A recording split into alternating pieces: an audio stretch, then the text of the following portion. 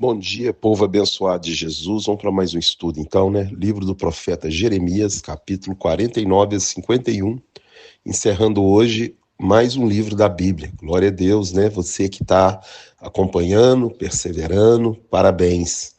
Então, agora, nesses 3 últimos capítulos, Deus fala da queda da Babilônia. É interessante que Deus chama Nabucodonosor de meu servo e que ia usar ele para fazer aquilo que ele estaria determinando sobre o povo de Judá. O reino do norte, as 10 tribos do norte, foram levadas para o cativeiro pelo Império Assírio por causa da idolatria, desobediência, por não amparar pobre, viúva e necessitado e pelo sincretismo religioso com outros deuses.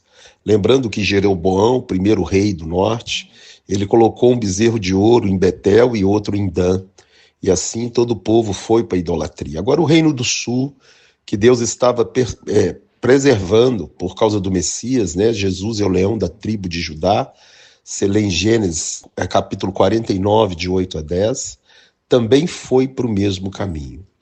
Toda vez que o povo de Deus folga, a tendência é fazer um sincretismo com as nações, cria um sincretismo, ou seja, um culto irracional, um culto de adoração do qual Deus é adorado e demônios também são adorados, como Baal, Aserá, Milcom e os deuses das nações que tiveram em volta daquele povo. Esse é um recado para nós. A igreja é uma repetição de Israel. E sempre que a igreja folga também, ela faz a mesma coisa. Nós podemos ver que hoje as igrejas mais avivadas, elas estão em países que perseguem os cristãos. São igrejas que Deus dá o poder dele, derrama muito poder, porque os cristãos vivem ali numa luta constante para proclamarem a sua fé. E aí Deus ele levanta, usa para corrigir tanto o reino do norte, que foi o Império Assírio, e o reino do sul, que foi a Babilônia, para que o povo acorde, para que o povo volte para ele. Você vai ver várias vezes que o juízo de Deus vai vir, mas ele fala que se aquele povo arrepender, ele restaura aquele povo. Só que não há lugar de arrependimento. E mesmo aí no livro de Jeremias, você está vendo 3 deportações para a Babilônia, mesmo eles sendo deportados, a cidade destruída, eles ainda não obedecem a Deus, e vai ficar pouquíssimas pessoas em Judá.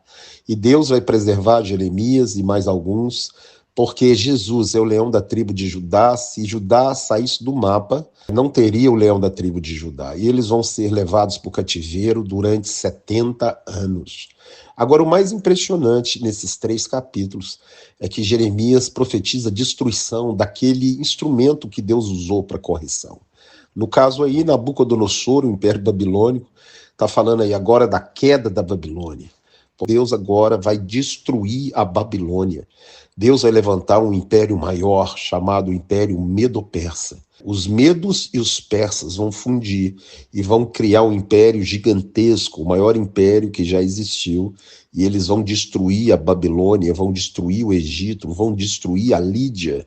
Quando a gente lê no livro de Daniel, que tem um urso, Daniel capítulo 7, com 3 costelas na boca, devorando muita carne. São os 3 maiores países, entre aspas, né, que existiam na época, e Deus levanta esse outro império maior do que a Babilônia para destruir a Babilônia. Nenhum governo da terra tem autonomia própria. Deus está no controle. Pode ser o governo mais perverso, e Deus usa esses governos para trazer o seu propósito na terra. Ou seja, qual é o propósito de Deus?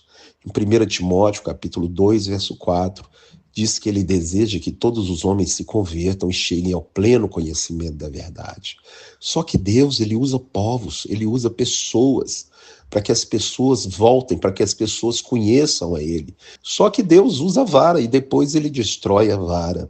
É interessante que muitos cristãos acham que há luta no universo entre o bem e o mal. Não existe. Deus é o poder, o mal é uma criatura, assim como Nabucodonosor podia achar, e um dia ele levanta e fala, eu sou o grande rei, e Deus manda ele comer capim, fazer ele comer capim durante 7 ciclos, porque não glorificou a Deus. A gente tem também no livro de Atos, Herodes, que recebe um elogio, fala, isso aí não é um homem, isso aí é um Deus, e Deus faz ele morrer comido de verme, porque ele não deu glória a Deus. Quem põe rei e quem tira rei é Deus. Se o governo está ruim, é porque o povo de Deus não tem orado, é porque o povo não tem clamado ao Senhor. E segundo Crônicas 7,14 diz, se o meu povo que se chama pelo meu nome orar, jejuar, se arrepender do seu mau caminho, Deus do céu, e sara a sua terra. Nesses 3 capítulos de Jeremias, Deus fala do juízo sobre a Babilônia, que ele vai enviar esse império, vai destruir a Babilônia, vai destruir Nabucodonosor, e o povo de Deus vai voltar para sua terra em paz. Essa é uma profecia dupla. É uma profecia que acontece quando o rei Ciro, Medo-Persa, liberta o povo de Israel e eles voltam para construir a cidade e o templo. Isso está no livro de Neemias e Esdras, mas também em Apocalipse 18 fala que a nova Babilônia, né, vai ser destruída. Que é a nova Babilônia? A nova Babilônia é esse sistema mundano, esse sistema ecumênico, esse sistema de cultura woke que tem matado, destruído jovens, praticado aborto, esse sistema do qual o Nabucodonosor tem o nome, Satanás.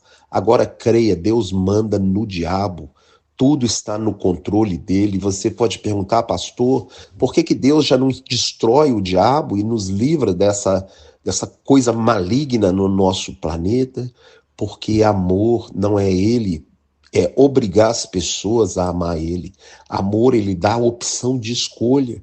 E o diabo, ele foi criado como um anjo de luz, se rebelou, caiu, e Deus não exterminou ele, para que eu, você, pudéssemos ter escolha, e infelizmente o mundo escolheu o diabo. Há pouco tempo aí tivemos a marcha para Exu, culto a demônios publicamente, pessoas incorporando em São Paulo, lotado de pessoas cultuando o demônio. Então Deus permite que ele haja. E em Apocalipse 18, a gente vê que o mundo vai virar uma Babilônia. Lembrando que a palavra Babilônia vem de Bavel, confusão, ou seja, o mundo vai estar em confusão. Hoje jovens estão achando que são animais. Hoje há casamento de trissal, 2 homens e uma mulher, 2 mulheres e um homem. Nós estamos vivendo dias difíceis, do qual o mundo cultua o diabo. Mas eu e você temos que ser como Jeremias e como aqueles poucos que sobraram, que não se dobram o joelho a Baal nem ao sistema. Então em Apocalipse 18 vai haver a destruição. Quando Jesus voltar, da boca dele sair uma espada e ele vai destruir esse império, esse sistema, e vai implantar o reino de Deus na terra, o reino que por enquanto está dentro de nós, o reino que nos deu autoridade para pisarmos serpentes e escorpiões e sobre todo o poder do inimigo. Infelizmente a igreja está apagada, a igreja está dormindo e as trevas estão aí, mas você deve ser luz no mundo, sal na terra e deve perseverar até o fim. O diabo também vai ser destruído como a Babilônia.